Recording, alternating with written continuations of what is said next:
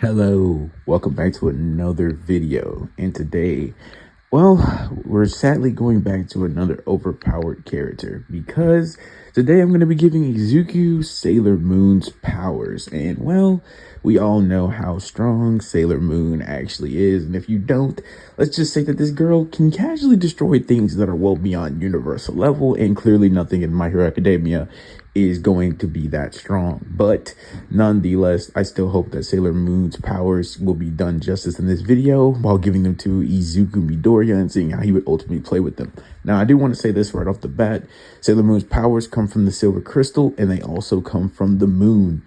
With that being said, the silver crystal can only have its true power brought out by somebody that is from royal lineage. So yeah, we're gonna have to do some changes to Izuku here in general just to make this power work. But yeah, I'm looking forward to it. So if you guys do end up enjoying this video, please be sure to leave some what if suggestions in the comment section below, and let's dive into this what if right now. So we start with this story with a little bit of a difference taking place here. What we're going to be saying is similar to how Usagi was in the main timeline of her story. We're going to be saying that Izuku's mom, for example, is actually lineage to the royal family that once lived on the moon itself. And so basically what that means is Izuku has the ability to have a chance to reincarnate into the next moon person. So basically what I'm just going to be kind of saying here, in case I didn't really make sense, is think about it like this. Basically, Inko is basically like related to the descendants from the moon, like, you know, the human descendants. So basically it gives Usagi the chance, or not Usagi, but Deku or Izuku the chance to reincarnate with that same bloodline, giving him the chance to inherit the powers and actually be able to possess them. But all you need to know is that basically he would reincarnate similar to Sailor Moon, like basically like that whole thing where it's like you reincarnate as the person, or not as the person, but like basically who you were from the past, but with those genes and with that DNA, so that he can actually use the silver crystal to its full power, to its full capability. That's kind of what we're going to be saying here. So that's exactly what happens. But other than that, Izuku would come out looking exactly the same, no changes. All you need to understand is the lineage is basically different. He would still have the same green hair, the same eyes, and ultimately he would be ready, because today something special would happen, because we flash forward to Izuku at the age of 4. Now, Izuku, just like, or better yet, like Usagi, had no idea he had this lineage. And the same thing also goes to his mom. His mom had no knowledge of this as well. As far as all these things are concerned, all this stuff is kind of outdated, right? Like, this stuff happened millions of years ago. So yeah, Izuku doesn't remember it happening. So with that being said, he would just be like any other kid. Izuku would grow up in the same timeline, like in the same way as the main timeline, where he's just a fanboy of All Might, right? Like, he just wants to be the #1 hero, you know, watching that video a million times, getting all happy with his All Might action figure, swinging it in the air, having a good old time. But as we see all this happen, Izuku would be sitting in class one day when he looks up to see his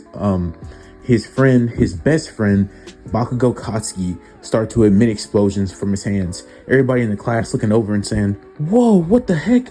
Bakugo, is that your quirk? It looks so cool." "Yeah, man, that's awesome. Is it explosions or something?" And Bakugo's like, "Yeah, it looks like it. Man, I'm gonna be the greatest hero, the #1 hero," Bakugo would say. And everybody would kind of just start agreeing with them, because explosions is like a really rare and powerful quirk. And everybody around them, including the teachers, would be kind of like in awe about this. But this is when Izuku, being Bakugo's best friend, would do nothing more than congratulate him. He'd be like, "Wow, Bak." Actually, he wouldn't even say "wow, Bakugo." He would say, "Wow, Kachan, that's so cool. You have explosions. Man, you're going to really be a really great hero. But sorry, I'm going to be the #1 hero," Izuku would say. And Bakugo, being his best friend at this point, would say, "Yeah, Izuku, yeah, you can try, but nah, it's going to be me. I'm going to be the #1 hero. Just look at my quirk. Man, I can't wait to see what your quirk is, Izuku. That way we can become the greatest heroes," he would say. But little did Bakugo know, that would never end up happening. As we fast forward to 1 week after this incident where Bakugo awakened his quirk, and this is when we would be told a story in the narrative where we get a flashback where we see Izuku 3 days ago getting in the car with Inko, because this was like a weekend, so he didn't have to go to school. And this is when Inko would decide to take Izuku to the quirk doctor, because at this point it's looking like Izuku hasn't shown any signs of a quirk. He hasn't manifested anything, and most of the kids in his class had started getting quirks by this point. You know, around the age of 4 is when you start getting quirks, and Bakugo just got his. So at this point it's starting to like, is Izuku going to be some late bloomer? Does he have a quirk?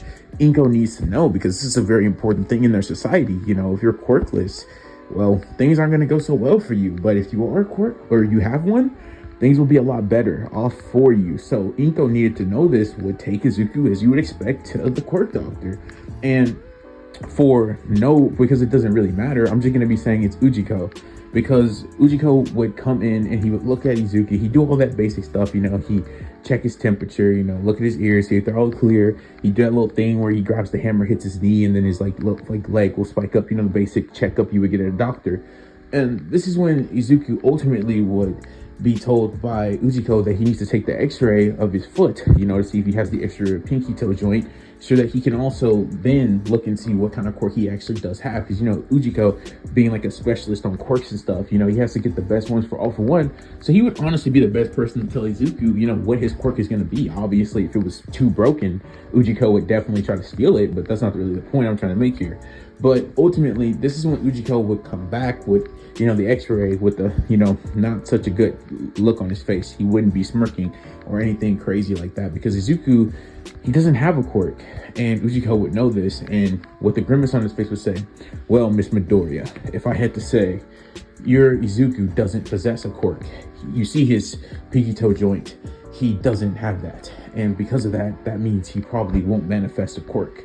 I'm sorry to tell you this, but your son is definitely, without a doubt, quirkless. And Inko, hearing this, would start to tear up immediately, trying to hide it from Izuku, but she would say, oh, okay, well, Izuku, it'll be okay.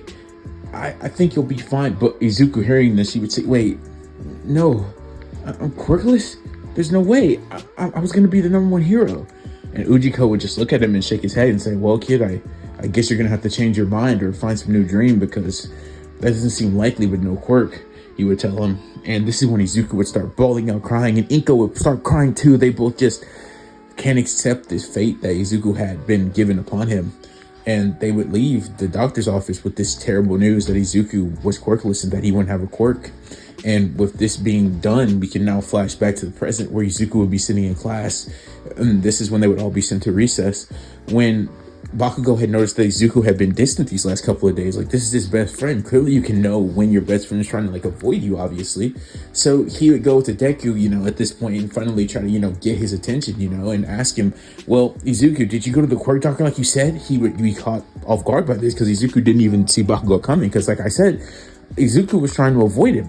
Like, how do you tell your best friend, who has this incredible quirk that could actually lead to him becoming the #1 hero, that you don't even have a quirk in the first place? It wouldn't be something or a conversation you would like to have, right? Like, you wouldn't really want that to happen. But as we see this happen, this is when Izuku would have to sadly tell Bakugo with gritted teeth that he was actually quirkless, which Bakugo, hearing this, would say, you're quirkless? As in no quirk at all? And you have no chance of manifesting one? Like, it's just over for you? And this is when Izuku would say, yeah, I don't have the extra pinky toe joint, Bakugo. I'm basically worthless. I don't have any quirk. I can't become a hero, he would say. And Bakugo would say, yeah, Izuku, you got that right. You're worthless. Like, he would actually just say, like, Izuku, you're worthless. Yeah, you got that right. And Izuku, hearing this, would say, what? Why would, that's so mean. I mean, it's okay for me to say that because it's how I feel, but seriously, you're just gonna say I'm worthless just like that? And then Bakugo would say, yeah, you're a Deku. Yeah, you're a Deku. That's what you are, a worthless Deku. Have no quirk, you're lame. I can't believe I was trying to figure out what your quirk was all this time, you know? I was trying to chase after you just to see what it was. This is why you were trying to avoid me, because you just knew you were worthless now, and that you had no chance of being better than me, the great, powerful Bakugo. And, well, knowing all this now, it'd be better for you to, I don't know, stay out of my way, Izuku, he would say as he walks off. And Izuku, hearing that his best friend just abandoned him the minute he heard he was quirkless, well, this one really sat right with, you know, Izuku. He'd be kind of sad about this. He'd be like, are we kidding? My best friend just abandoned me because I'm quirkless? And I'm quirkless? Like, this kind of sucks. But after all this would happen, this is when we would see Izuku go on throughout the years. He would go 6 years with him turning at around the age of 10, with him getting bullied and picked on, you know. But Izuku wouldn't give up on being a hero. he would study heroes and look into like what they could do and all that stuff, basically doing his hero analyzation just like in the main timeline, still clinging on to the fact that he wanted to become a hero and probably still could become a hero. But Bakugo, every time Izuku would try to like say he's gonna become a hero, would put him down and just say, no, you can't become a hero because you're a worthless Deku. And ultimately, at the age of 10, Izuku will be walking home feeling the lowest he's ever felt. But this is when he would get into his house and he basically sees something on the table that wasn't there the day before. It would be a shining crystal. And Izuku would look at it and say, what the heck is that? Where did this crystal come from? And just to clarify, Inko got money from Masashi, but she wasn't exactly the richest person in the world. They didn't live in a crummy part of town or in some really bad apartment, but it definitely wasn't the Hollywood Hills, you know? So this really leads Izuku to wondering where Inko could have possibly got the money to get this large crystal. But this is when Inko would come out of the kitchen and say, oh, Izuku, you're home. It's good to see you. Oh, I see you're looking at that crystal. I bet you're wondering where it came from. Izuku would say, yeah, Mom, where did you possibly get the money to afford this crystal? It's huge. You know, it's a pretty big crystal, you know. And Inko, hearing this, would simply respond to Izuku with, well, that's actually a family heirloom. Yeah, I know, it's kind of crazy, but basically, your grandma, she passed it down to you, or well, to us, and it just came in the mail this morning. And I thought it would be kind of cool for you to take a look at it. And Izuku, hearing this, would say, yeah, it looks really cool. As he would actually pick it up because it was kind of like weird. Like he had felt like he had seen this before at a different time or some different place. It kind of felt like it was calling to him. And when Izuku picked up this crystal, it was almost like this magnetic force telling him that this thing and him were meant to be. It was kind of confusing to him. He was really confused, but ultimately Izuku would put it down, ignoring this hypnotic connection to the stone, or not the stone but the crystal, and just walk off to his room, where he would then proceed to go to sleep. But as Izuku would sleep, it wouldn't be any normal sleep he'd be getting tonight, because after that interaction with the silver crystal, which is actually what this crystal clearly was, it would lead to Izuku having tons of different memories of a previous life where he lived on the moon, for crying out loud, and he lived on the royal family. Also, just an exposition dump I'm gonna put right here. So basically, think about it like this. Think Izuku is just Usagi. Literally, Izuku is Usagi. Think about, instead of it being a princess, it's a prince. And Izuku is Usagi, right? Literally, he's just Usagi, but in this timeline. So he's her. So pretty much, just think about it like that. So basically, Izuku has these flashbacks to him meeting this girl. He doesn't know who this girl is or anything, and you know, they're really in love and stuff. You get the point. Basically, just insert Toshido mask. That's basically what's happening here, but in reverse. And basically, Izuku is, well, the prince of the moon. And he would see this civilization of moon people fighting these humans, and he would see all this different stuff. But not only that, he get an influx of information on top of all of this while seeing all these flashbacks. He would see this wand and these multiple different wands, these different transformations, these different people that appeared to fight alongside him at one point from different planets. He'd see Chaos, Galaxia, and all types of different foes that it seems like from a previous life he had taken down or beaten, as he had become the Prince of the Moon all over again. But now Izuku, with this dream coming to an end, would wake up in a hot sweat wondering, what the heck was all of that? Was that real? And after realizing that Izuku was still sleeping in his bed, and Inko would tell Izuku to come on, it's time to go to school, he would just think that all of it must have been some weird nightmare. But Izuku would remember something about that dream. He had remembered that the thing that the prince used, or what he used in that other time, which he really wouldn't know if it was another time. He would just have these memories and these information now that he had that crystal alongside him, and that it was the start of everything. And Izuku, thinking about this long and hard, would think, I wonder if that crystal has any special qualities, or if it really was all just some dream. Izuku, waking up the next, already being awakened and told him by Inko it's time to go to school, would ask Inko if he could actually have that crystal. And Inko would say, Izuku, that crystal is a family heirloom. It's not gonna be sold for money or anything, but still, I don't know if I should just give you a crystal like that, you know, to take to school. And Inko wouldn't really be into the idea of giving Izuku this crystal. Clearly, I mean, it's a really big crystal, and it's a fairly heirloom. You clearly wouldn't want to give that away. But Izuku would tell Inko that he feels like that crystal has been calling out to him and that he's quirkless, and this could be something he could use to, I guess, get away from it, all the stress of being quirkless. Like maybe it can make him feel better. He says he likes it and that it's shiny, and basically he just says it could be a really cool coping mechanism. And or basically that's what Inko was getting from what Izuku was laying down. So she would actually give Izuku the crystal. Not really sure if she should do this, but let's just say Inko would do it because she cares about Izuku and she wants to give him something that would make him feel better. So she actually gives him the crystal. And well, after this happens, this is when we would then see Izuku basically get in the car for school and be dropped off. And just as you would expect, this would be the fateful day in which Bakugo Katsuki would try to attack that other kid and take his money, and with his other two goonies. And this is when Izuku would step in front of Bakugo and tell him that that wasn't going to happen. That's not going to be happening, and that he's going to stop bullying this kid. And this kid would be saying, "Are you crazy, Izuku?" You know, knowing him and all that stuff. He'd be like, "Izuku, you know Bakugo has an explosion quirk and you're quirkless. What are you doing? You're gonna get your own self hurt." But Izuku would say, "I don't care. A real hero doesn't stand down no matter what," with tears forming in his eyes, you know, kind of like Ken and Izuku.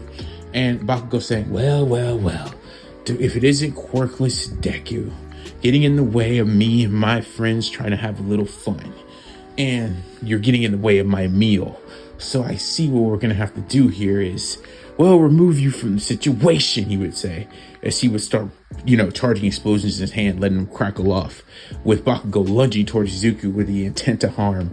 And well, he would indeed harm Izuku. Like, I don't know what you would expect. This is still an Izuku with no powers, I mind you.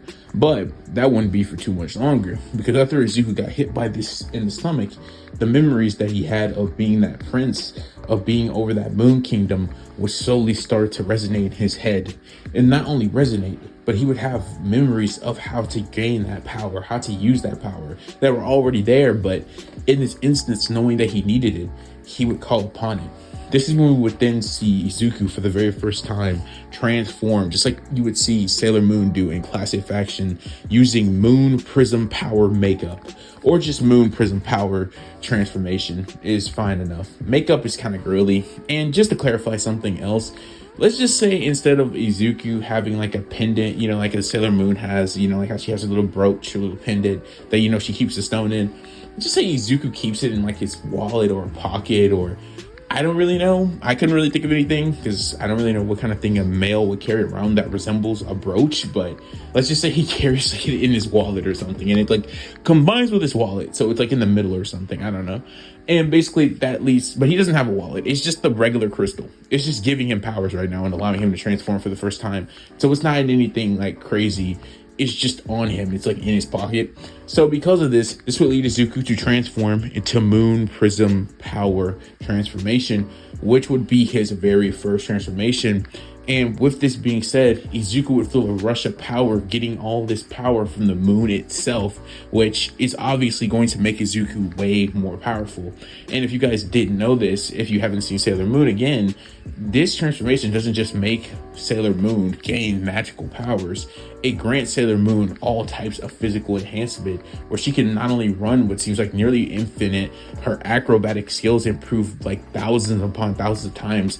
So Izuku just became like a ridiculous athlete. On top of not that, he also just got superhuman strength, as Sailor Moon can literally clash with people that can quite literally destroy whole planets casually with her wand.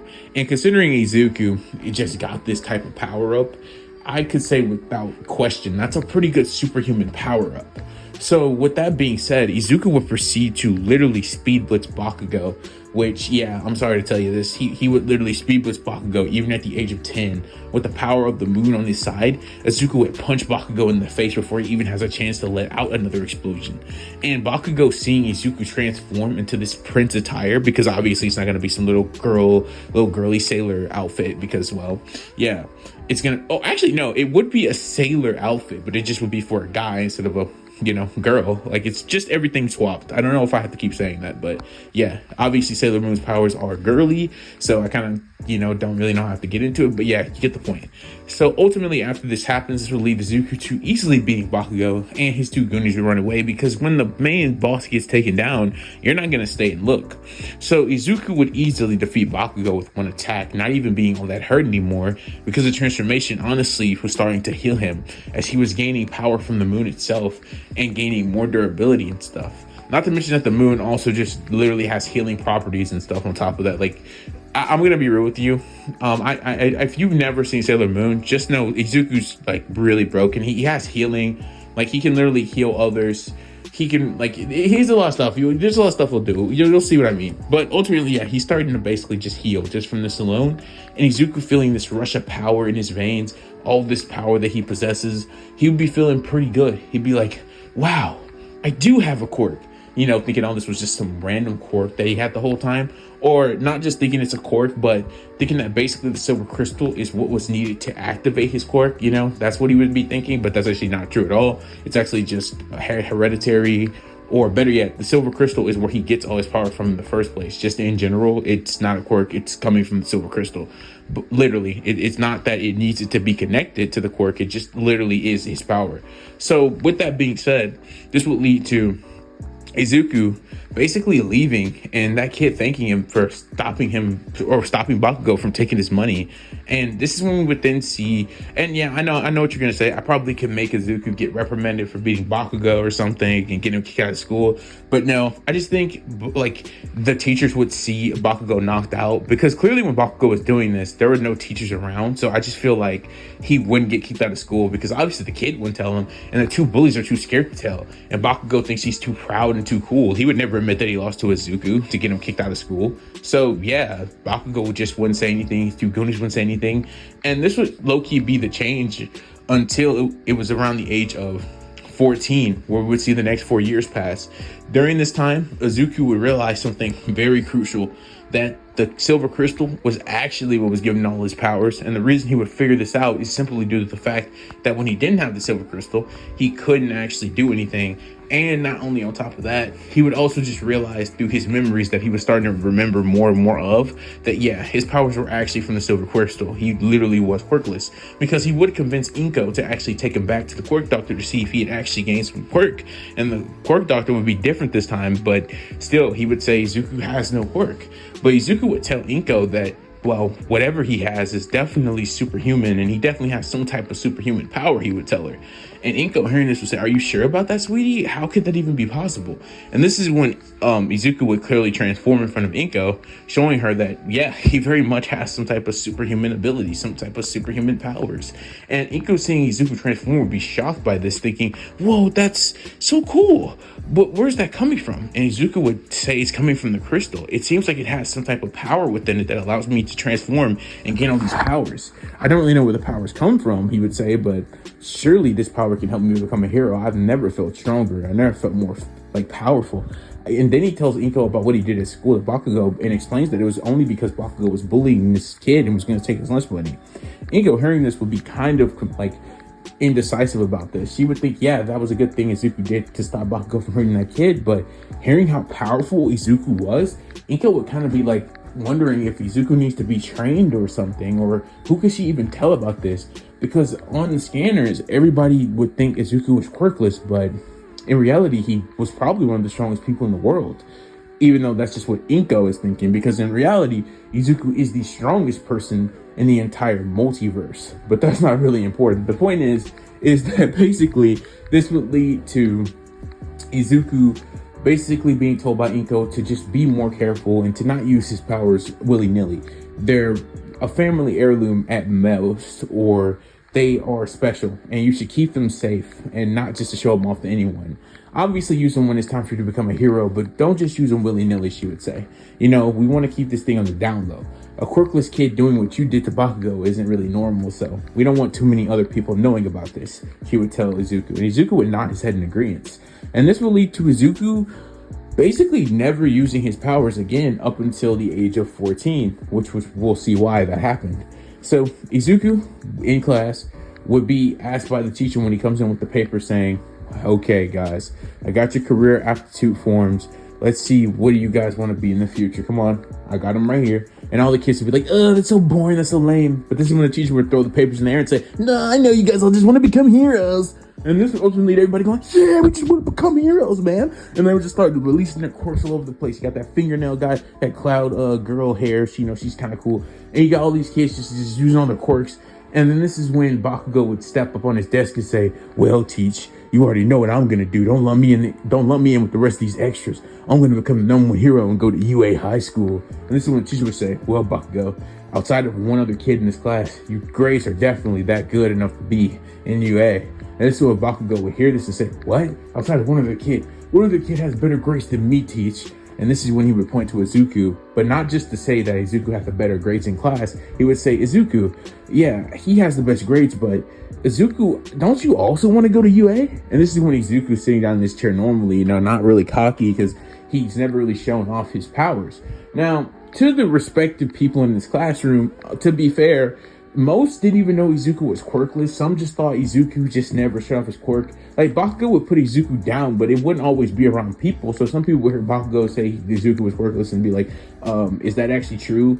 And then some people would be like, well, we don't know. He's never actually said his quirk or anything. But some people would think he's hiding it. Not everybody's bought in on Izuku being quirkless or whatever. So not everybody would know or be sure he's quirkless. And the other kid would actually back up this theory that most of the kids had that Izuku was hiding his quirk, because that kid that Izuku saved would say, no, Izuku definitely has a quirk. Like, in circles where they were talking about him maybe not having one, like Bakugo was actually right. He'd be like, no, Izuku definitely has a quirk. So it would leave, he's just hiding it, is what he would say. And then it would lead most of the kids in this class to not really know much about him. So instead of everybody just busting out in laughter or just feeling bad for him or anything, they could all just be like, okay, I guess we don't know how to feel about that. I guess that's a good thing for him. So yeah, everybody would just be kind of like nodding their heads or just not really going crazy, but not really, doubting Izuku. They just don't know.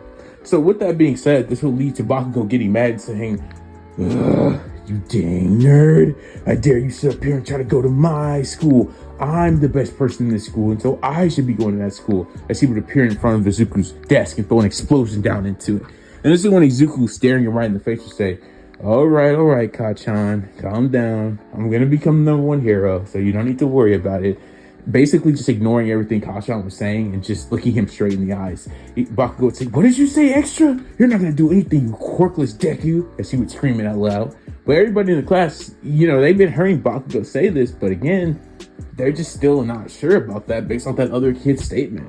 So ultimately, this would lead to Bakugo sitting back down in his desk because the teacher would tell him to.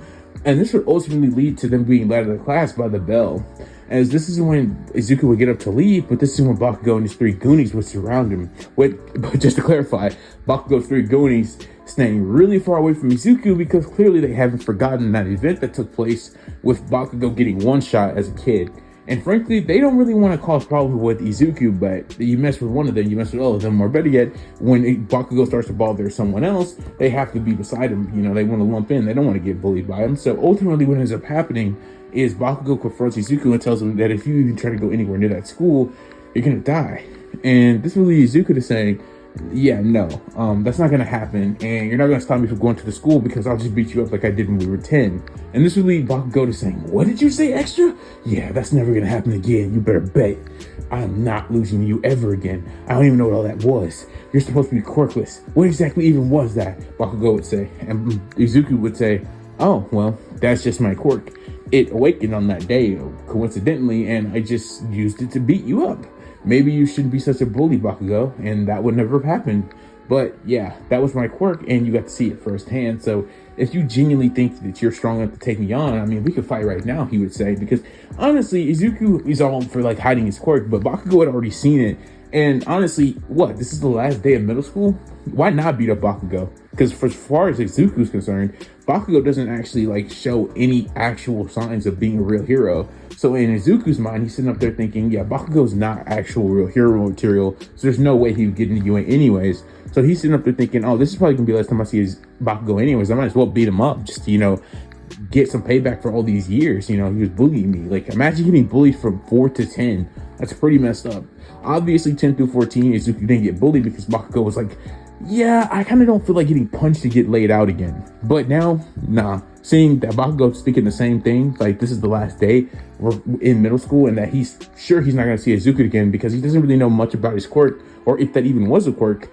Yeah, he's gonna try to attack him, and ultimately when this happens, Izuku, he's not amped by the moon right now, but Izuku over this time, thanks to just having this power and just gaining more memories, Izuku honestly would just start to remember, you know, the war that they had on the moon, and just remembering his battle instincts and all of that stuff.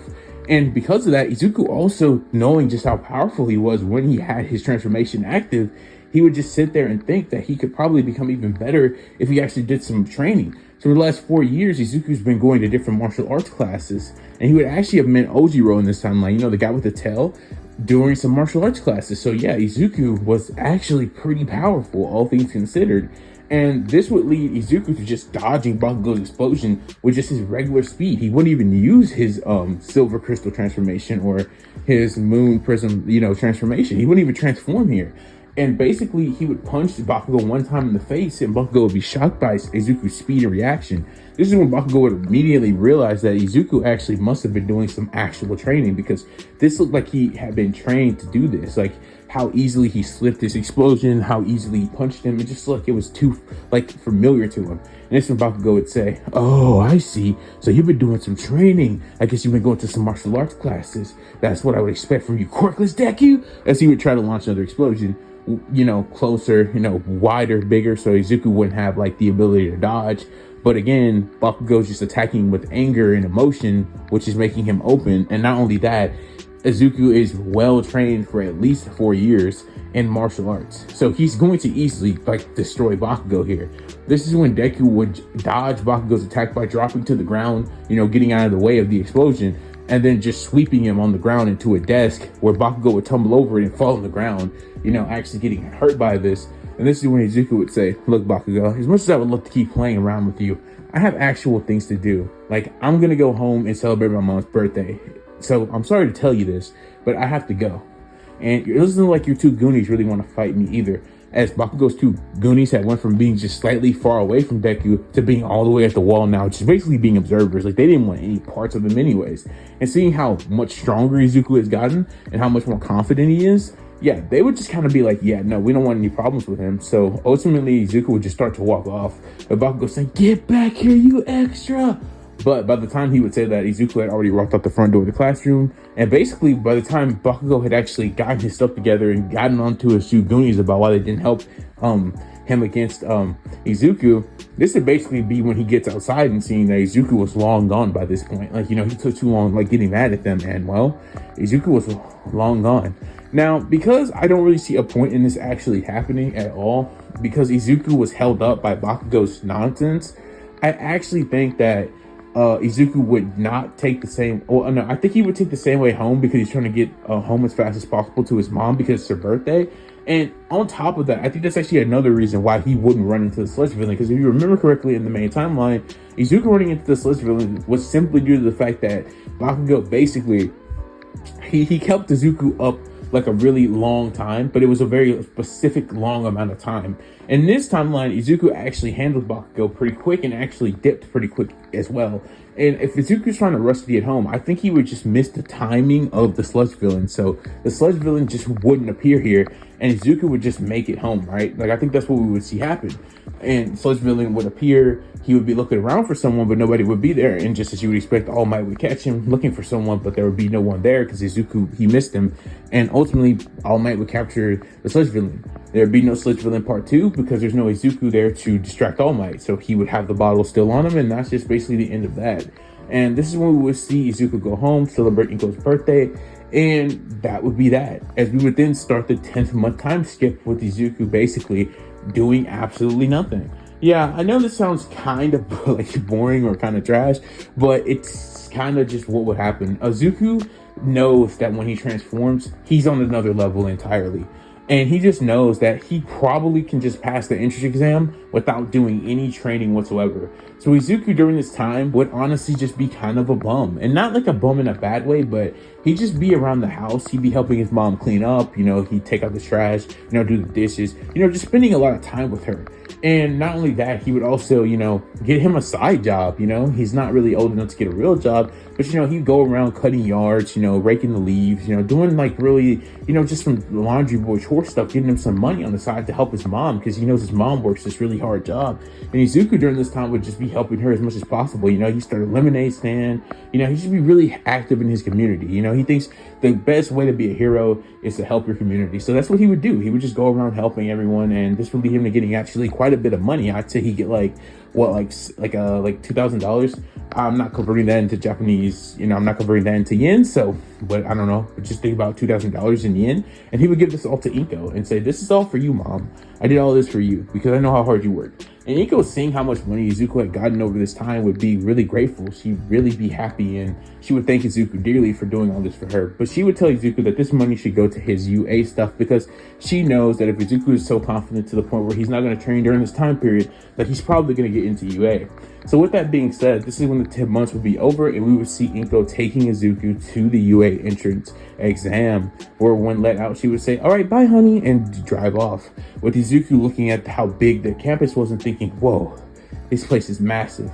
And that's when Izuku would enter through the gates and he would start to walk. Now, because Izuku isn't actually like some crybaby baby in this timeline, because he didn't stay that way all throughout this time, and he actually got some martial arts training, Izuku is not actually, like, he's not going to be such a bum to the point where it's like he's going to trip over himself.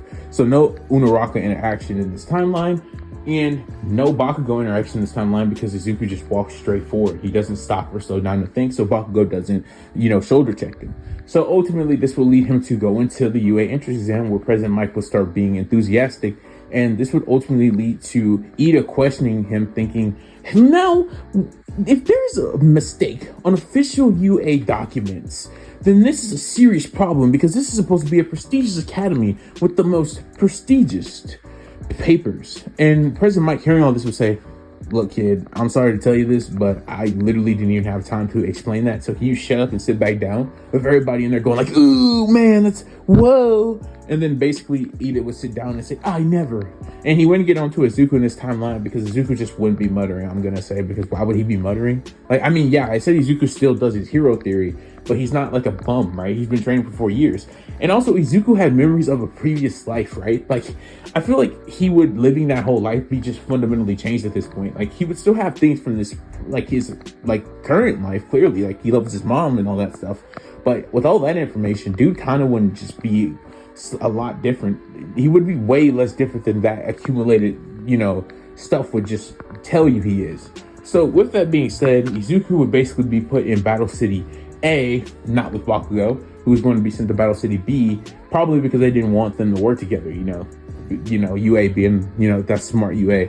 And with this being said, this would leave Izuku, Ida, and Unaraka being in the same thing as in the main timeline, where Izuku just not being, the most sure kind of person, right? Like, he's not the most sure.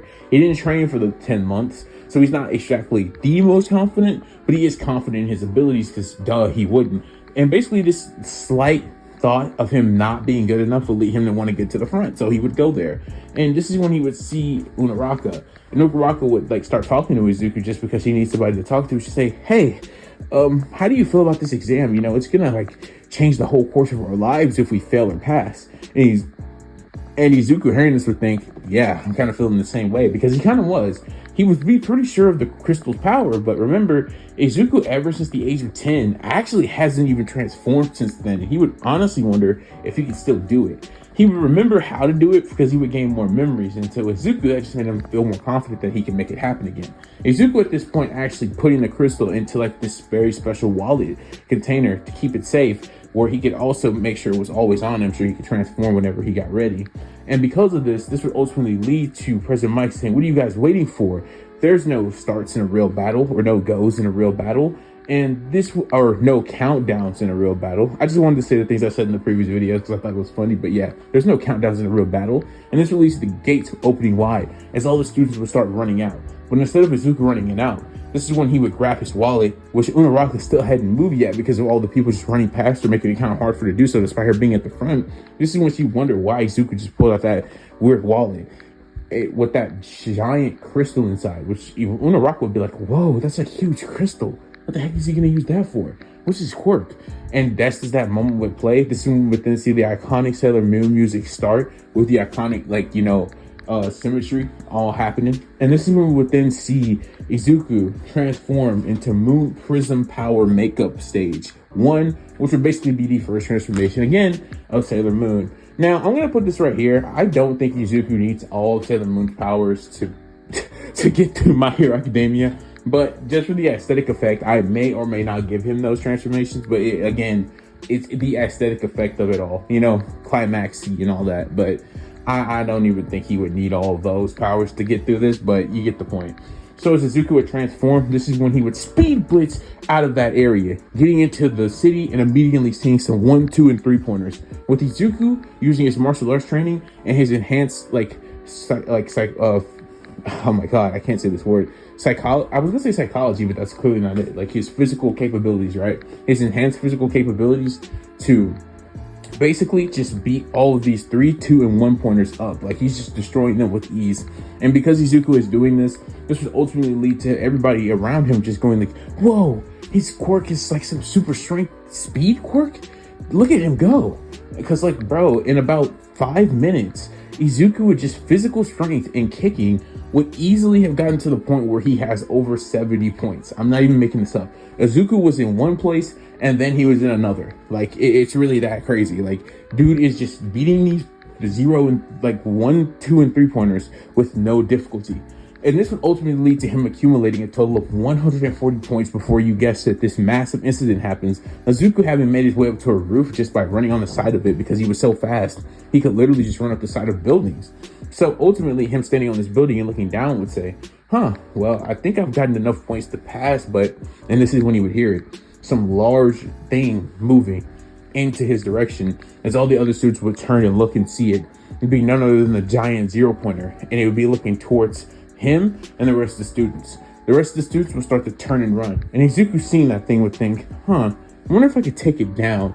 But just as he would think that, this is when he would look on the ground because he heard some noise coming from down there and see the same girl that had started talking to him at the start of the exam. And she was stuck under some rubble. This being none other than Ocho Unaraka. So with that being said, Izuku would jump down there at crazy fast speeds and start getting all the rubble off the top of her. And because Izuku did this, he would be able to save Unaraka by taking her to Recovery Girl. And because Izuku did this, he'd be awarded 30 hero points. But Izuku wouldn't stop there. Izuku, after giving Unaraka to Recovery Girl, would go back into the exam. Or not even back into the exam, because let's just say Recovery Girl is like on the side where you can just give somebody to her if they're injured and then you can just go back. They'd be told about this at the start of the exam. So ultimately, Izuku would go back to where the 0-pointer was, looking up on it, wondering once again if he could destroy it, because he'd be kind of mad because that thing almost hurt that girl. And well, he didn't want, that girl to get hurt. And he kind of wanted to just test his limits at the same time. So because of that, Izuku, for the first time, he would use one of his special attacks. And this is when Izuku would do Moon Tiara Attack, where Izuku would grab the crown on top of his head, because Izuku would be a crown, not a tiara, and he would throw this thing at the 0-pointer. Now to Nezu, Aizawa, All Might, Midnight, and Present Might, they all just be sitting there like, did this kid really just throw his crown? Where'd that crown even come from at the 0-pointer? They all just be sitting there like, that's not gonna do absolutely anything. But when this crown hits the 0-pointer, head, it explodes in a massive explosion, and everybody in that room is just looking at it and going like, what? No way. His crown destroyed the 0-pointer like it was nothing. And that's when Izuku's crown would come back to him and it would land right on his head. Well, he would grab it with his hand and put it back on his head. And this is when Izuku's saying how powerful he really was when he actually used the named attack. He would be thinking, okay, I probably don't need to use that against a real person. And this is when Izuku would basically see the 0-pointer topple back and crash into the ground. With some examinees saying this is going like, no way, that guy destroyed him with just a crown? How powerful is that guy? And this would lead Izuku to running off because, he didn't want to, get noticed because he didn't actually expect that crown to destroy the zero pointer. He just wanted to test his strength to see if it could, but he wasn't really sure it could. But yeah, it can, and it did. And because of this, Izuku would start running because he didn't want the other examinees to really know that he was this powerful. Even though at this point they had seen him accumulate a total of 140 points, and he had gotten another 30 points for the hero points. And they're not going to give him points for destroying the zero pointer. They just note it down and say, yeah, that's insane. And with this being said, before Izuku could actually leave the campus, this is when Nezu would catch up to him, which would happen only because Izuku de-transformed. And ultimately, because of this is when Nezu would stop Izuku as he runs and tells him to come to the principal's office. With Izuku kind of, gulping and thinking, oh no, I shouldn't have destroyed that zero pointer. I'm going to be in major trouble. He would think, because that's what Izuku's thinking, because if it's a zero pointer, you get 0 points for it. He's thinking they're going to be mad, which is more of the reason why he was running, because he didn't want to get in trouble for destroying that thing. And ultimately, Nezu would say he's not mad when they get to their office. He's astonished that he destroyed that thing with a crown, and the only thing he was worried about is just being mad. This is when Nezu would tell him that there are tons of those things and that he shouldn't worry about that. What he's more intrigued about is how is he so powerful? What's his quirk, he would ask him. And Izuku's response to this would be, well, you see, I'm actually quirkless. And everybody there, which would just be All Might, Aizawa, and Nezu, Aizawa because he wants to test Izuku out in terms of like character, because he knows Nezu's going to put him in class 1A, that meaning he's going to be his student. And All Might looking at him because he thinks that he's a possible candidate for One for All.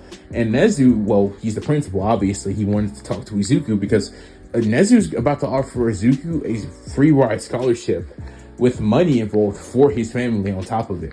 But after hearing this, Nezu would say, what? You're quirkless, really? Then how did you just do that? And Izuku would say, it's a really long story, and then I don't really think I have the time to explain right now, but yeah, just know that I have some other type of power. It's not a quirk, but it's pretty powerful, as you can see. This is when Nezu would actually tell Izuku, well, it must be extremely powerful because you got a total of 170 points in this exam. And Izuku, hearing that, would say, 170?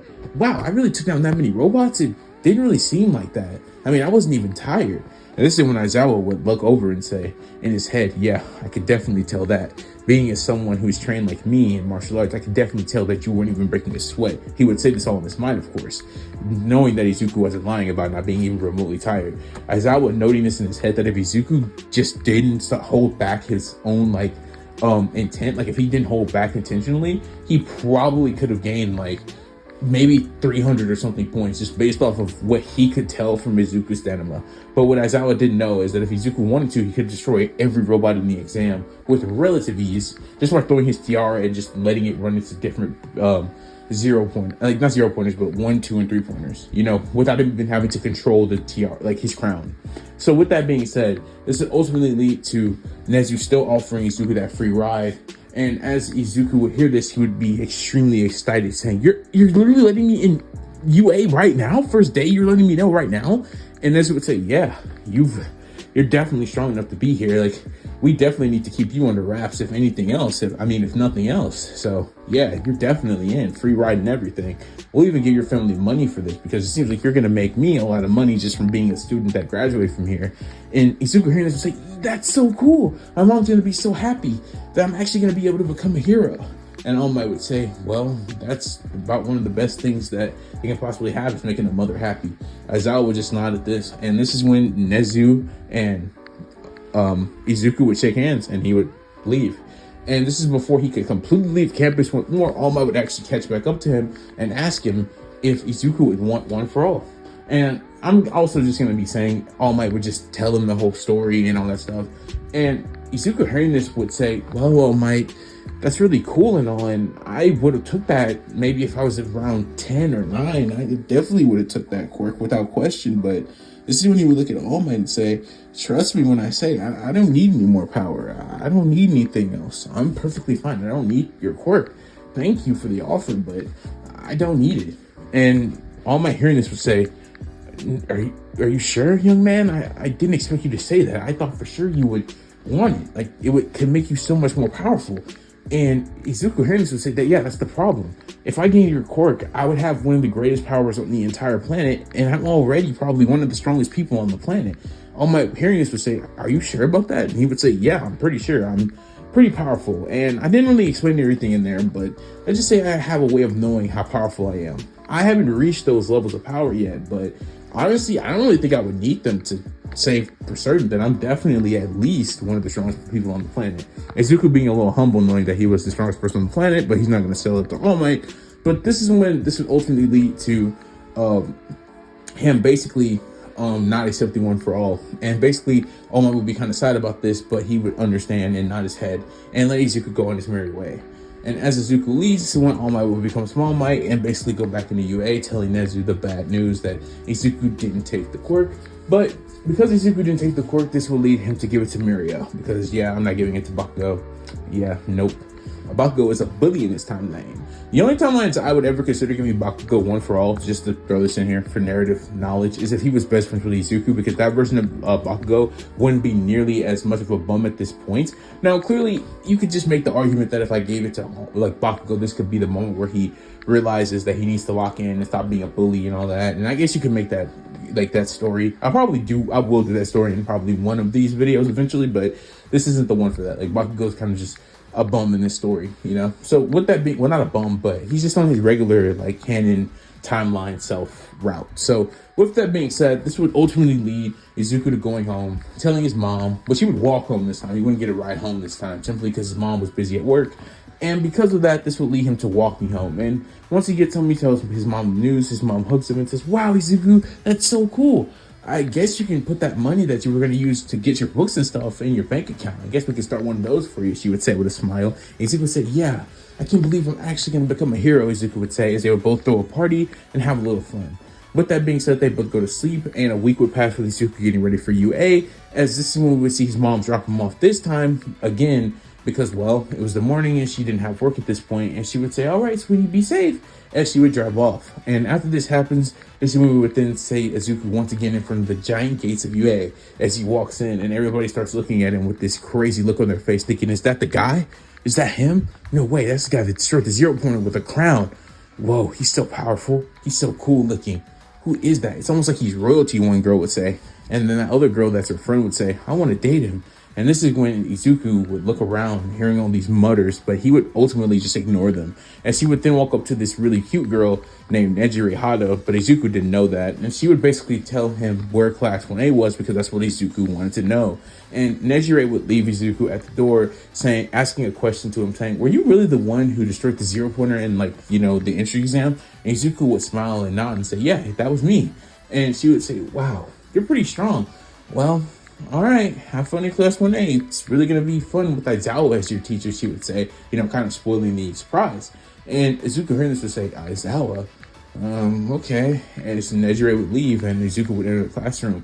And this is when Izuku, having higher instincts because of his martial arts training, would look on the ground to see Aizawa in his bag and wonder, "Oh, so that's the teacher.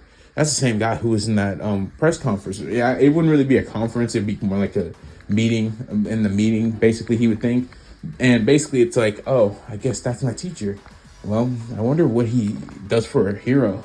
And then he would start to think as he would get into his desk with nobody else being in the class, because Izuku showed up like 3 minutes early. Because unlike the other students who would, you know, just be trying to find the classroom, if they were actually already here, Izuku just asked somebody to show him where it was. But, you know, the other students didn't really think to do that, because, you know, they just wanted to enjoy it all, take it all in, that they're actually in UA.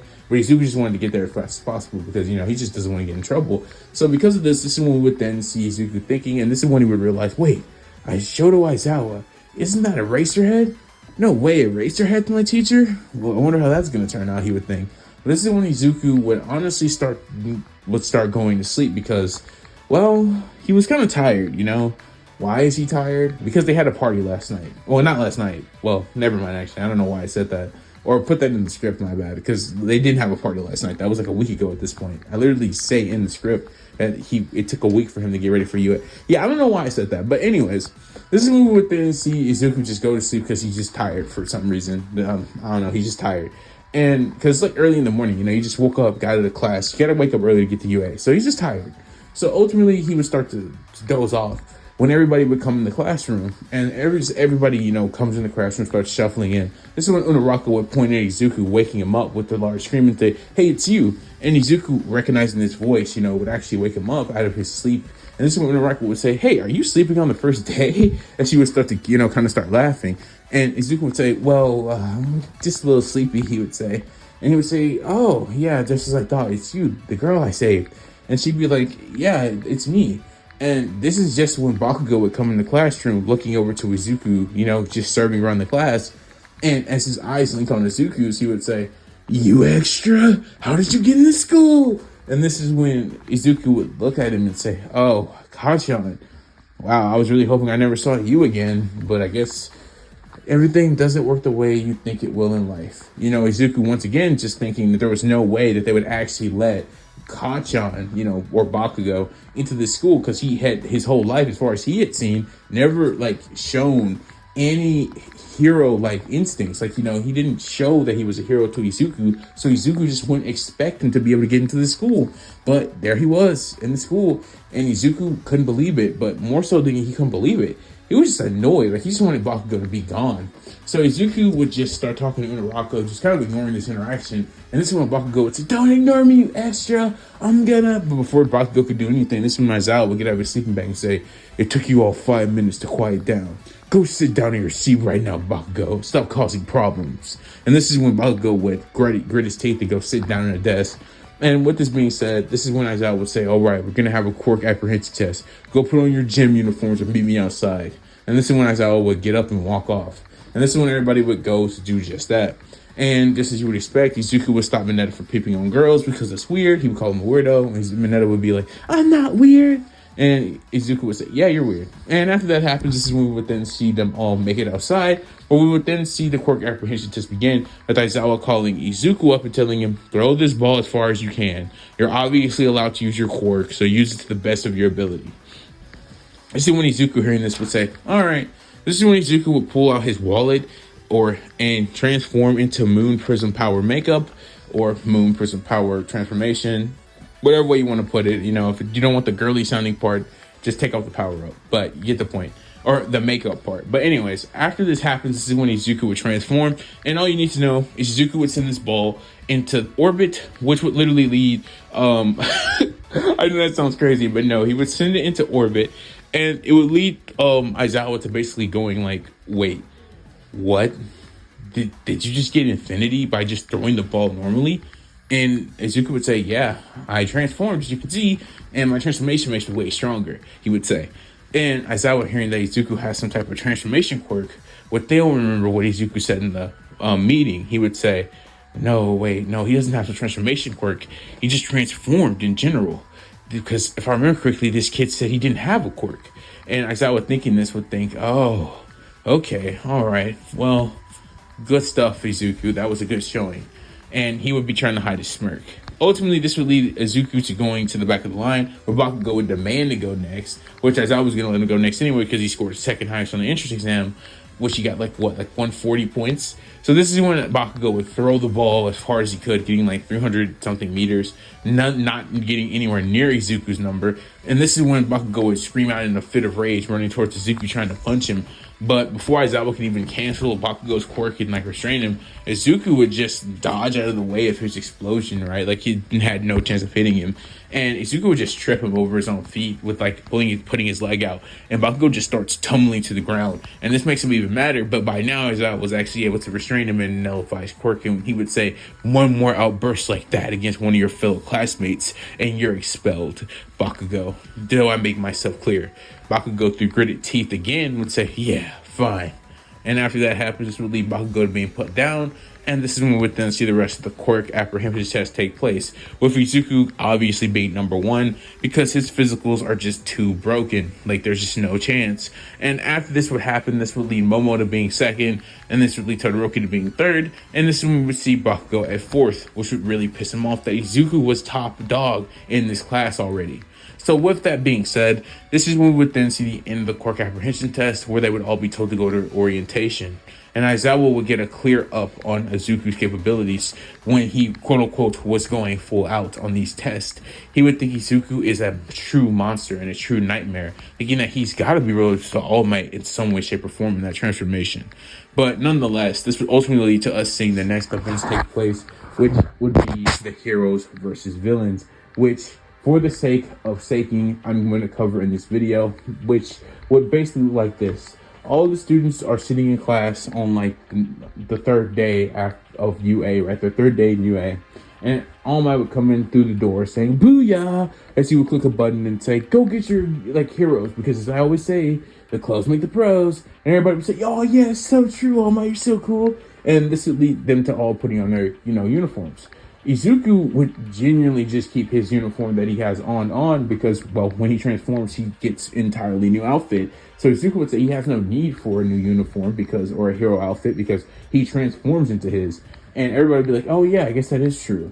And so with that being said, this would ultimately lead to the heroes versus villains, starting with All Might basically putting names on the board with a piece of chalk saying, "All right, how about this? We're going to have Izuku, and well, because Izuku, you're really powerful, we're gonna put you with how about this? We're gonna put you with Mineta, yeah. And because you're so powerful, you'll need competent opponents.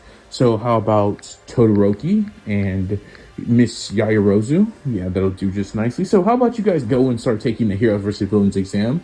Momo and Todoroki, you guys will be the villains. You have 5 minutes to, put the bomb wherever you want, and Izuku and Mineta, you guys will be heroes. And, well, you guys have 5 minutes until you're allowed to go in. So how about you guys go do that? And this will ultimately lead to Izuku and Mineta to nod their heads and say, "All right." And Momo and Todoroki to nod their heads and say, "Okay." And this will be the start of the heroes versus villains. So as the heroes versus villains start, this is when we would then see things go sideways really fast, because the minute it starts, Momo and Todoroki will put it on the highest floor, and basically this is when we would then see Todoroki, after All Might says it's okay for Izuku and Mineta to, enter the building, would try to basically flash freeze the whole building, right? He just tried to flash freeze them, which Momo would say that she doesn't know if that's really fair, but okay, I guess. And this would lead to like Todoroki seeing this massive wave of ice all throughout the building, freezing it entirely. But yeah, this wouldn't work on Izuku, because the minute the ice would just be about to encapsulate Izuku and Mineta, Izuku would grab his wand, or not his wand, he would grab his crown and throw it at the ice, destroying it all, as it would just keep bouncing off of different surfaces where the ice was, destroying all of it. And this would allow Izuku to basically go out the building, destroying every ice that was in the way that Todoroki had put there. And as time was going on, Todoroki would realize, because All Might didn't call the match, that I guess he actually didn't end up flash freezing Izuku and Mineta, thinking that there's no way. He actually was able to counter that somehow. And this is when, just as that he would be thinking that, this is when Izuku would come barging through the door with a kick, breaking the door down. And Izuku would say, "Surrender in the name of the moon." And everybody would be like, "In the name of the moon?"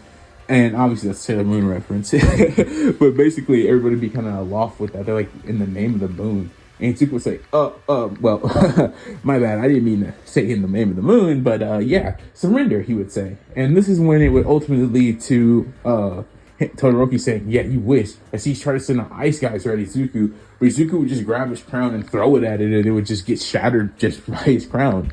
And this is when Izuku would grab his crown, speed blitz behind Todoroki, and neck chop him in the back of the neck. And this would lead Todoroki to falling on the ground, knocked out. And I don't know if you realize this, but when Todoroki uses flash freeze, he flash freeze Momo too. So she's freezing in the corner, like, it's so cold. And Momo is trying to think of something she can do. She's trying to make some flash grenades, but it's just like she's freezing, so it's not like she can really move. This is when Izuku would say, "It's okay, Momo, it's fine. Your teammate didn't really feel like being a team player, and that kind of led you to lose." He would say, appearing next to her and just putting his hands on her shoulder and saying, "Trust me, it's just better if you just give up. I don't really want to hurt you," he would say. And this is when Momo, seeing how fast Izuku was, how he went from being right there to there, would say, "Yeah, I surrender." But this is when Mineta would touch his hand on the bomb before, Momo could actually say that. And this would ultimately lead to All Might coming over the intercom and saying, "Hero team wins," with Mineta and Izuku getting the win. Very obviously here, very easy here. And this would lead to Todoroki getting extremely mad, and basically thinking that he was definitely the reason they lost, because he basically messed up Momo, right? Because he froze her too. Not really froze her, like he directed it away from her, but she still was cold and was still freezing. Like some of it, got on her. She was freezing. And she couldn't really work the best. Plus, they didn't really have a plan, because Todoroki was just thinking that, oh, well, this will just be over. So because they had no plan, Izuku was just able to capitalize on that. Todoroki's plan was just to flash freeze and hope for the best. And because Izuku countered that strategy, he just lost. And with that being said, the rest of the matches will come and go. With that being said and done, this would be the end of the heroes versus villains, as we would then see a week pass, as on the third day of that week, as I would ask all the students to get these papers signed so that everybody could go to the USJ and they would all get them signed. And as that would happen, this would lead to them on that 7th day going to the USJ. And as this would happen, Sue would on the bus bring up the thing about, all right, who do you guys think is the strongest in the class? And this would lead everybody to immediately saying it was Izuku, which he would just say, come on, guys, don't say that. You guys are pretty strong too, he would say. And everybody would say, yeah, you're just stop being modest. Obviously, except Bakugo and Todoroki, who didn't want to admit this, but it's just a fact. Izuku is the strongest here, and they all knew it. Even Todoroki and Bakugo didn't, even though they wouldn't admit it outright, they knew they were incompetent when it came to Izuku. I mean, this dude sent a ball with just his physical strength into orbit.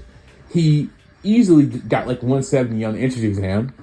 And on top of that, he literally was the best in the quirk apprehension test. So, I mean, what can I say? Like, he's just the best so far. And this would only be proven even more by this event in the USJ. So, as we see the USJ happen, this is when we would then see everybody come in. And there's that moment with Kirishima where he's like, well, you guys got fake villains? And Aizawa was like, no, those aren't fake villains. And he would jump down and tell 13 to protect the students, which 13 would try to do so until Kurogiri shows up and starts talking about some, well, I guess I have to dismantle you so that my villain cohorts can destroy you. He would say in like a very casual, a very, elegant tone. And then just before he could do this is when Izuku, this time, actually would pull out a wand. And he would use moon crystal. Wait, my bad. No. I read that completely wrong. He would use his moon healing escalation technique, which basically what it does is it basically removes all status effects from your opponent. So like, let's say something has corrupted the opponent that you're going up against.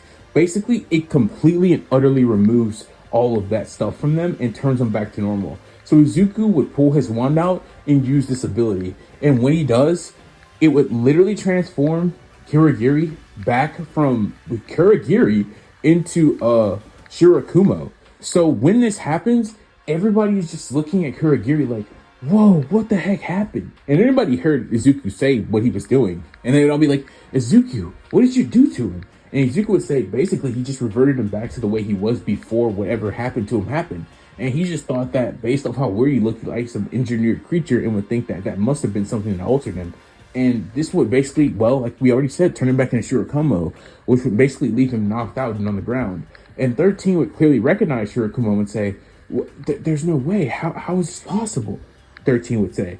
But this is when 13 would ignore this and they get back locked in and say, Ida, you need to run to, UA and get All Might as fast as possible. And that would leave Ida to doing just that, running out of the building and going straight to get All Might. So basically with Kurogiri being completely and utterly taken down because now he's Shirakumo again, this would lead Izuku to turning around and seeing how well Aizawa was doing.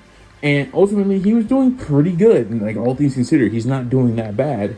But this would lead Izuku to saying, oh, he's going to need some help. And 13 would tell Izuku, no, you can't. But this would lead Bakugo and Todoroki to coming over the ledge and jumping down themselves, not thinking that Izuku was going to, up and overshadow them again, right? Like, they didn't want that to happen. So they jumped down there and was ready to get into the action. So Izuku saying this would say, yeah, now that you guys get the better of me. And Kirishima and him would jump down because Kirishima thought, yeah, I got to help, my teach, right? I got to show off with these guys too. 13 would tell the rest of the students, do not be like them and to actually come with her so that you don't die, and will be really scared for their lives.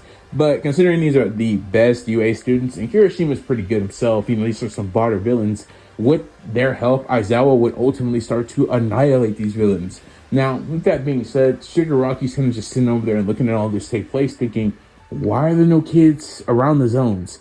what is going on? Like, what's happening now? This is what he'd be thinking in his head. This is when he would say aloud, Karagiri, there's no way you lost, right? Nah, you couldn't lose. You can't lose. Ah! As he's just going crazy, like scratching all over his neck, losing his mind, going insane. And this is when he would say, I'm getting tired of this. And say, no, Moo, how about you go and go kill those kids or something. Maybe that'll get All Might to show up, he would say, losing his mind every second. And this is when the Nomu would rush towards, Izuku, just because I want that to happen.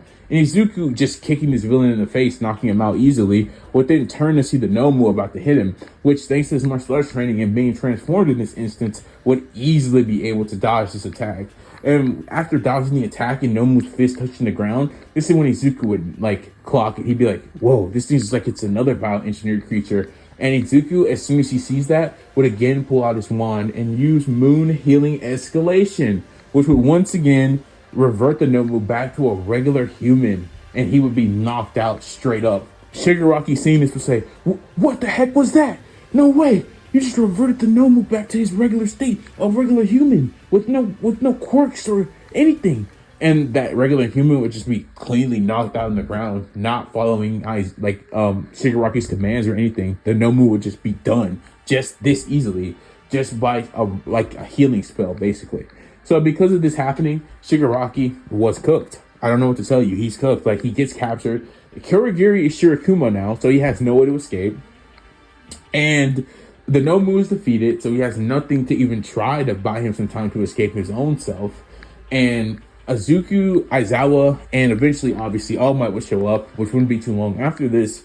And this would lead the USJ incident to coming to a close, with everybody basically making it out safe, and Aizawa learning that Shirokuma had been alive this whole time and was Kurogiri. He would start thanking Izuku deeply from the bottom of his heart, thanking him for helping him with the villains, thanking him for taking out the Nomu, and thanking him for bringing his long-lost best friend back to his life. He would be so grateful. And this is when Shirokuma would start to just tell them all about All For One and all the stuff he was doing and everything. So this will lead the heroes to knowing all this stuff.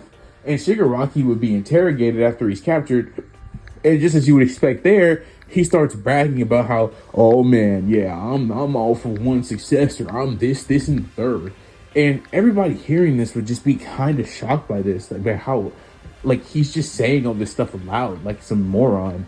Along with them knowing all this from Shirokuma, well, this would lead to some events changing in the My Hero Academia timeline. And the main events that I'm talking about that would change would be that instead of the UA Sports Festival happening in a week, the UA Sports Festival in this timeline actually wouldn't happen at all. Because thanks to all the heroes knowing about all this, and Nezu knowing about this, would actually think that, yeah, it's cool that we have students, and we do want to show that the students are strong enough to, quote-unquote, beat villain attacks. But it would just be kind of stupid to make them do that, because, well, look at what we have here. We have this big problem. All For One, now we know for a fact is alive, and we know he's involved in everything that just took place. And it's just more important to handle All For One than to have the UA Sports Festival. So because of this, Nezu would say no UA Sports Festival. And because there's no UA Sports Festival, this would lead to there being no Stain fight. There would be no, there would actually, I'm just going to say this just for plot. Ingenium wouldn't even get attacked by Stain. That still wouldn't happen, right? That just wouldn't happen. So Ida's not even mad. He doesn't want to go to Hotsu. None of that. So basically think about it like this. There's no UA Sports Festival. There's no Stain incident. In fact, I'm just going to be saying that because Stain didn't, not that this really has anything to do with that, but because there is no Shigaraki to even coerce Stain into even going to Hotsu in the first place, then there would just be no interaction between him and All For One. So Stain would just still be on the loose, which is perfectly fine and all. But that's all you need to know about Stain, as he's just irrelevant for the rest of this story, as there will be no fight with him or anything. So Stain just kind of gets away in this timeline, but not really. He'll probably get taken down by somebody in the future. But yeah, we're not covering is what I'm saying. So that would happen. And because of that, there's obviously no internships. So because of this would ultimately lead to the students to, basically go 3 straight months of just having nothing but straight, good, old-fashioned UA. As this one would then see them have to be ready for the final exams. And just as you would expect, I'm going to be having Izuku and Bakugo go up against All Might, which, for the sake of forsaking, I'm gonna be honest with you. Izuku already knew because All Might had told him during this point in time that Miria was a successor and that he had been hurt a long time ago. And Izuku kind of thought this himself, so he would also have just speculated on it. And because of this is not good for All Might because guess what that means? It means that before the fight can even really start good, Izuku would simply use Moon Healing Escalation, which instead of healing All Might's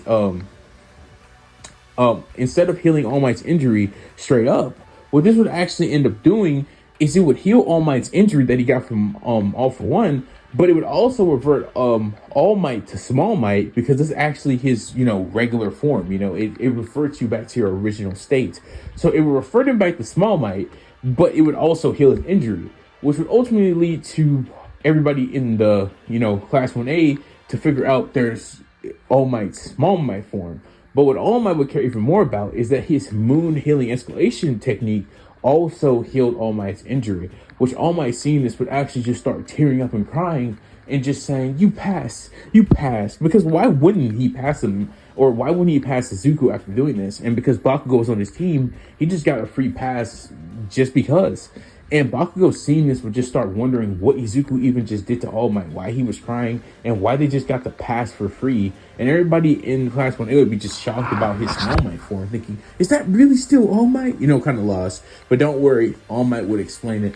But as this would go on and as we would see all these events take place, this is when we would then do a change of scenes where All For One had been studying up on Izuku, thinking about how he was going to steal his quirk, because he's just looking at it on the face surface. He would note that because he had secret cameras hitting in the USJ to actually, observe Shigaraki's growth as a, villain, see how his manipulation was going. This will lead All For One to realize that Izuku's quirk is busted and that he had to have it, not knowing that Izuku actually did possess a quirk, and all this power was coming from, as you already know, the Silver Crystal. So as this was happening, this would ultimately lead All For One to telling Ujiko to get him some high ends and stuff because they're going to attack at the time of the UA training camp. So as we would see all of this happen, this is when we would then flash forward to basically the students basically being told by the Pussycats that they are going to be doing a training camp here in the mountains with them. And Koda is here too, they would tell him, which is just going to be our little helper here. And basically this would lead to all the students basically getting thrown into a ditch and basically being forced to have to take out all the monsters to get to the, the training camp. So after this would all happen, they would get there, they would all be tired, they'd all talk to Koda, Koda would try to hit Izuku, he would dodge it, and this would ultimately lead to them getting close and them training for the next 7 days. Which during this training period, this is when I'm going to be saying Izuku would get his next level up, which would be Moon Crystal Power Makeup, which might be the last power-up I honestly give Izuku in this story. I genuinely don't think he needs any more power-ups. If you ask me, I don't think so. Not that I think he needed one in the first place, but honestly, the Moon Crystal Power Makeup and Moon Cosmic Power Makeup, they're actually just base form, transformation and increases. So I don't think those are too much of a problem. So yeah, also he got Crystal Power Makeup. And after that happens, this will lead Izuku to being even more powerful than he already was, gaining even more powers, and officially gaining a very powerful wand that was even greater than the one that he already had, which was pretty weak, it's a pretty lame wand, but now he has the one with the actual crescent moon. So yeah, pretty powerful stuff. So after this takes place, this would ultimately lead to Izuku waking up in the middle of the night and smelling something burning outside, where he would realize that they were under attack because, well, who else here has a fire quirk outside of Todoroki? And Todoroki should be asleep right now, so it clearly couldn't be him. So Izuku, knowing this, would know they're under attack. So he'd get up to tell Aizawa, and Aizawa would tell Mandalay, and Mandalay would relay the message to all the people and basically tell them that they are in a state of emergency and they all need to get up and get ready to fight or stay here. He would tell the students, but he would be talking to the pro heroes with this. But any students, if some villains come towards you while you're here, to defend yourselves. So yeah, that's what would happen. And so the teachers would go out and start trying to fight. But it would become very clear to the kids that this is too big of a problem for them to handle. And some of the students would think it would be better if they're UA students to go out and help.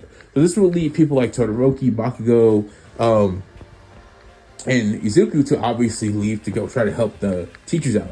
So as they would do this, some other students would leave too, like Unaraka, Sue. You get what I'm saying. So some students would also leave their places. Some students were actually still out in the main timeline because they were doing that, walk of truth thing on top of it. So yeah, not every student was in the buildings or whatever and safe. So they would have, that's why they're even leaving in the first place, not just to fight the villains, but to get those students into safety. Izuku just didn't want to go do it, and Todoroki and Bakugo didn't want to do it either. That's why they were in the buildings. So ultimately, with this being said, they would ultimately start fighting all of these villains and basically defeating them. This is when they would be confronted by 5 high-ends. Todoroki, Izuku, and Bakugo ultimately ending up in the same place would see these 5 high-ends. And just as Izuku would get his eyes on them, they would try to lunge at him. But as they try to do this is when, as you would sadly see it happen again, he would use moon healing escalation, which would turn them all back into regular humans. And seeing this happen before their eyes once more, Todoroki and Bakugo would be stunned, saying that power is ridiculous. And Izuku would say, it's not ridiculous, it's just, well, effective, he would say. But this is when keying in on all the Nomus being taken out at once, because All For One had set up a quirk that allowed him to sense, their health. So, he would understand when he needs to go, when he needs to leave, or if he's any he could take with him back. Seeing all 5 of them just completely and utterly get taken out and getting set off screen basically for him, he would fly up into the air and see it. He would see his prize. He would see none other than Izuku Midoriya. And he would be sitting there with his wand out, basically just turning all of them back into regular humans. All For One would say, you gotta be kidding me. All 5 of them converged on him alone? I know I said to capture him, but all 5? Foolishness. That's so stupid. They're supposed to be high-ends, and yet they did something so stupid. They should know because of the data that I've given them, or Ujiko should have given them, that attacking him directly like that without any plans is a bad idea due to what he's already done in the past. But I guess you can't get some random mechanical monstrosities that do what you have to do yourself. So All For One would launch down there in front of Izuku, Bakugo, and Todoroki and say, Izuku Midoriya. As he slow claps and this ominous music is playing in the background, I've come to take your quirk, he says. And Izuku, seeing All For One, would say, yeah, sorry to break this to you, but what I have isn't a quirk, and you're wasting your time. And this is when All For One would look at him and say, oh, really? I'll be the judge of that. As All For One would actually appear in front of Izuku and put his hand on his face, trying to rip away his powers. But just as Izuku had stated, nothing was happening. He couldn't take what wasn't a quirk. And All For One seeing this would be shocked and say, no, it can't be, as he would take his hand off Izuku's face. Izuku also just letting this happen because he wanted to prove a point. And All For One seeing that he couldn't take away Izuku's power would shock him because he just knows how powerful Izuku was. And honestly, knowing how powerful he was and how he couldn't take what he had would be genuinely scared, more scared than he's ever been in his life. All For One would genuinely start pleading with Izuku to let him go. Because I'm sorry to break this to you, but despite All For One's many quirks and power, Izuku had just showcased that he could easily defeat high-end Nomus with one wave of his wand. That's not normal. And in some circumstances, those same high-ends could have genuinely been a threat to All For One himself. So seeing this, he genuinely wouldn't want to fight Izuku anymore because he just doesn't know what he could do if Izuku was actually trying. And Izuku would say that the best thing that you can do right now for yourself is to just turn yourself in. But All For One would say, no, you're going to let me go. And this is when Izuku would say, no, I'm not. Either you can do what I asked, or you can get taken down. And All For One, not one for too much talking. Well, he actually is, but not being one for too much of getting captured, would try to actually attack Izuku. Fear is a way of making somebody, want to, stop what they're doing, think about their life choices. But it can also be used as a way to make somebody wake up and say, yeah, no, I'm not doing this. As he would launch this massive attack at Izuku, dropping that same attack he did on All Might, going all out with it. He would do that to Izuku. And, well, it's safe to say that Izuku would use another named attack. He would use Moon Princess Halation. And when he brings this out, he would transform one step above Moon Crystal Power Makeup and would become Moon Cosmic Power Makeup. And because he uses that level of power along with this attack, he completely erases All For One from existence. Which actually, whether you believe me or not, that's actually what that attack does. It literally erases you from existence. or the entities that it attacks from existence, which are usually evil creatures. So yeah, this isn't an evil creature; it's a human, but yeah, it works the same on them. And what I mean by that is basically think about it like this: the attack, basically what I'm saying is that Usagi, when she uses it on evil creatures, and the reason why she does that is because she's fighting monsters. Basically, I'm saying it's justified for her to erase things from existence, right? Because these are evil creatures that are trying to destroy people. And basically, what I'm saying is Izuku, that effect wouldn't change just because it's a monster or a human. I was just bringing it up to say that she's justified in taking them out, because saying she has an attack that can erase something from existence, and then basically, you know, her supposed to be this like super makeup girl, that kind of sounds kind of bad if you haven't watched the show, but yeah, they're evil creatures. So yeah, Izuku would erase All For One from existence, and that would be the end of that. And Todoroki and Bakugo, being like the only people to see this happen, would have to close their eyes. They open their mouths like they're going to say something, close them, walk back like they're about to go away, come back, open their mouths, close them again, and ultimately would just sit there with their eyes open and would say, yeah, there's no way. There's just no way. He just erased him from existence. Yeah, no. And basically why they're saying no is because Bakugo at this moment would realize that there was no way he was stronger than Izuku. He just basically realized, yeah, I'm never becoming number one. And in this instance, Todoroki, who thought he was stronger than Izuku this whole time, would think, nope, not stronger than him, even at full power, not the case. And basically, this will lead to Izuku telling All Might that he erased All For One from existence, so he shouldn't have to worry about him anymore. And All Might, hearing this, would say, you did what? And he would say, I erased it from existence. And All Might would say, oh, okay. As he would tell, you know, the authorities, you know, what happened to All For One, and they would all say they don't believe that. But Bakugo and Todoroki would go on file and say, yeah, he 1000% erased him from existence. And seeing that, you know, he erased All For One, because you see, Bakugo and Todoroki, they didn't know he was All For One. They just were like, oh, this guy is almost on par with All Might in strength. So seeing that Izuku was just able to easily beat him, he easily was able to beat 5 no moves before that, and he was just casually showing this much power off while doing it casually. They'd just be shocked by that alone. But knowing it was All For One, the greatest villain to ever exist, that he like literally erased from existence, they would just be lost. They would be like, there's no way. Yeah, no, that guy is on a different level entirely, they'd be thinking. And after all this happens, this is when we would then see Izuku basically be told by Nezu that here's your pro hero license, because there's nothing left for us to teach you here at UA. But you can stay if you want. And Izuku would say, yeah, I still want to stay in UA. But Nezu, with the help of the, you know, Hero Commission, would just give him a pro license, because he just beat All For One. He beat 5 high ends with no difficulty. He has one of the best ever entrance exams in UA history. He probably would have won the UA Sports. Everybody's just sure he would have won the UA Sports Festival if it actually took place. He has the best grades in school, and he easily beat, you know, All Might in the final exams, albeit All Might didn't really fight back after getting healed. He kind of just passed him off the bat just because Izuku healed him, but still, you know, he technically still did beat All Might. And with that being said, he just beat the biggest villain ever? Yeah, no, take your pro hero license. So after this happens, this would ultimately lead Izuku to still attending classes like you would expect.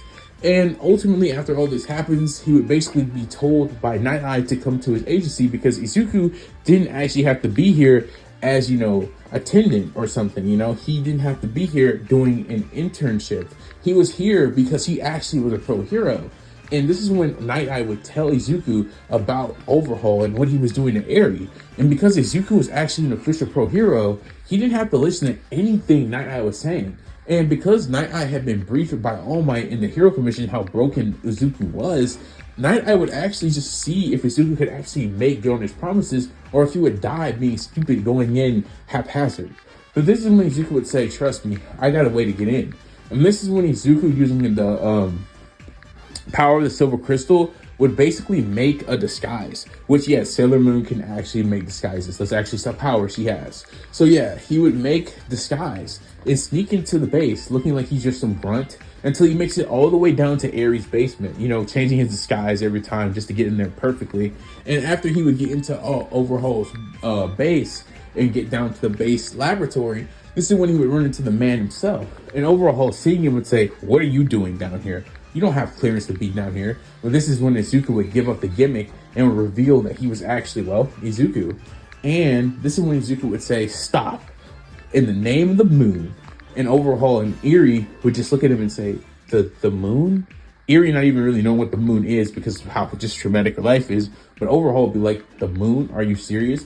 And this is when Izuku would say, yeah, the moon. It's kind of become his catchphrase, even though it's kind of weird for everybody else around him. He would, still say it because, it's kind of his catchphrase from his other life. He kind of likes it. So yeah, he would just have kind of stuck with it at this point.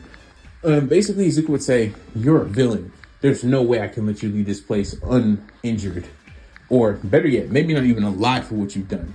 You deserve to die for this. Look at what you've been doing to this little girl, he would say. And this is when Overhaul would say, oh yeah?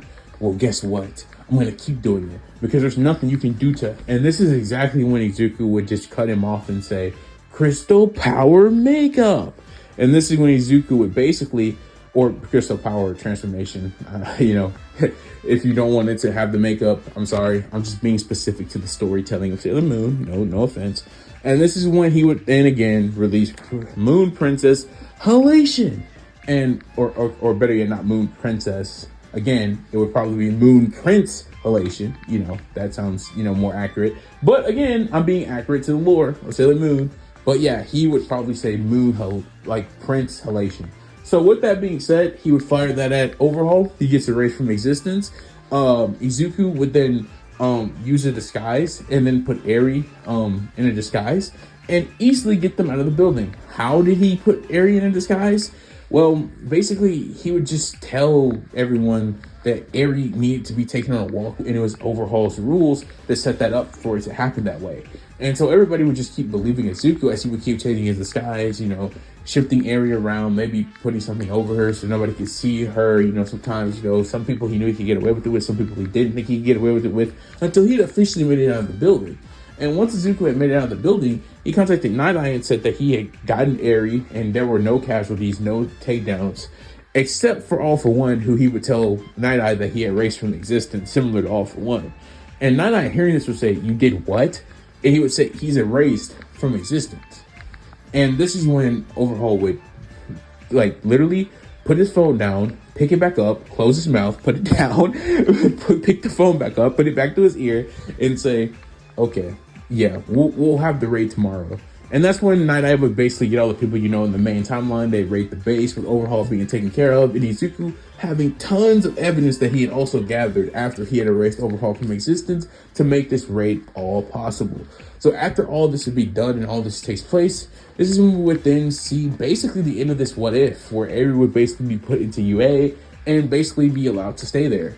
And since All For One, Overhaul, and all the villains of this story, Shigaraki's locked up in jail, in Tartarus, there is no more Kirigiri, the League of Villains didn't really form. And just to clarify, right, Dabi was there, obviously, in the training camp. He was the one that was causing the fires. But the actual pro heroes that went on in that first wave took him out along with the rest of the league. And basically, Izuku took down the All For One forces, that high end and, All For One himself. So yeah, that's how that went. And with that being said, this is when we would then skip to about 10 years in the future, where we would then see the pro hero rankings. They would be like this: Izuku number 1, Mirio number 2, Bakugo number 3, and Todoroki number 4. Todoroki number 4, Mount Lady number 5, and Momo Yaoyorozu at 6, because I think Momo's that powerful. I think she could get 6. And these would basically be where I'm going to end the rankings, because I don't really think you care about the other 4 spots. And why would all this be the case? Well, it's simple. Bakugo, despite knowing that he was no match for Izuku, spent his whole life training 3 times as hard as he did in the main timeline.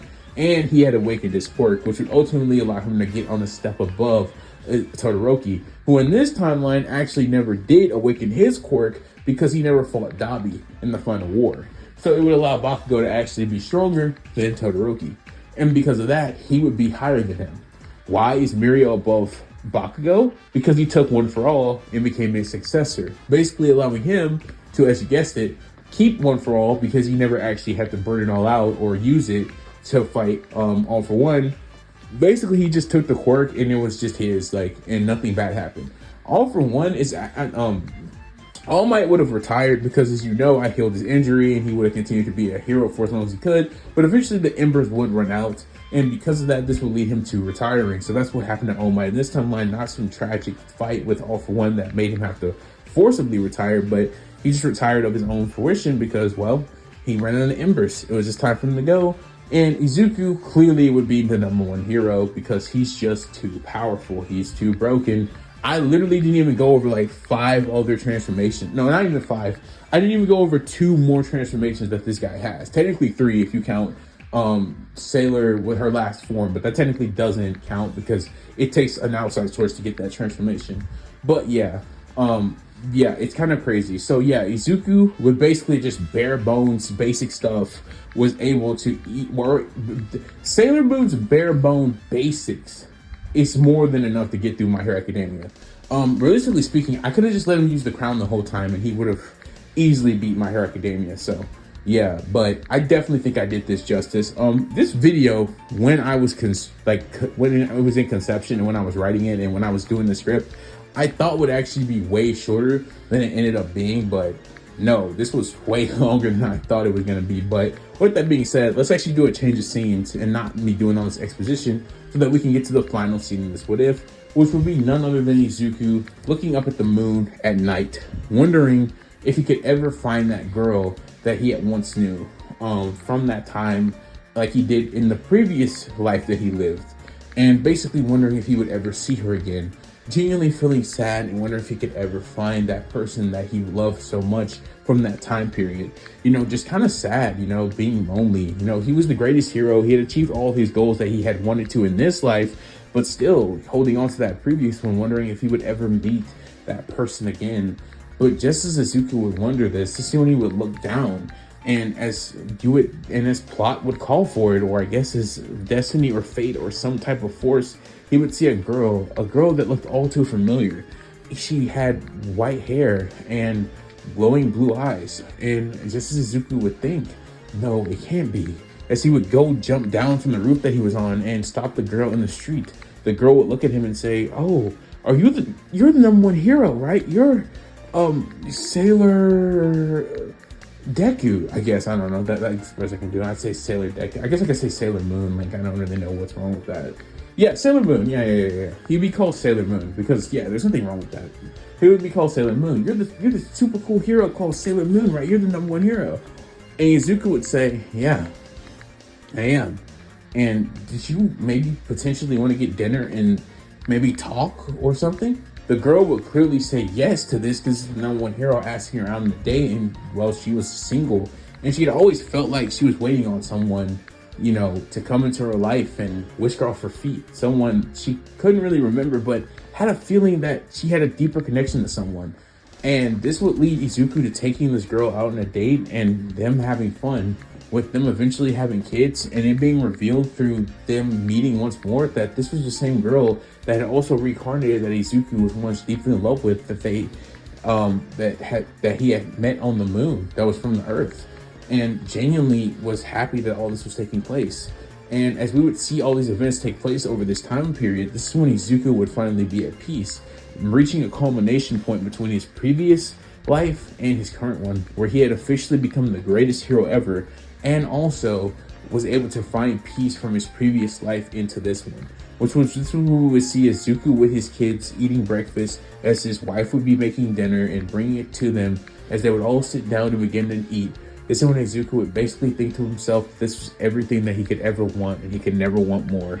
And that with this being said, this is we would then see the screen fade to black, as this would be the final scene in the What If movie. What if Izuku Midoriya, or what if Deku, had Sailor Moon's abilities? And guys, this What If, genuinely, like I was saying earlier before I got to the final scene and I finished it and whatnot, I think I did this story justice. I think I did it a lot of justice.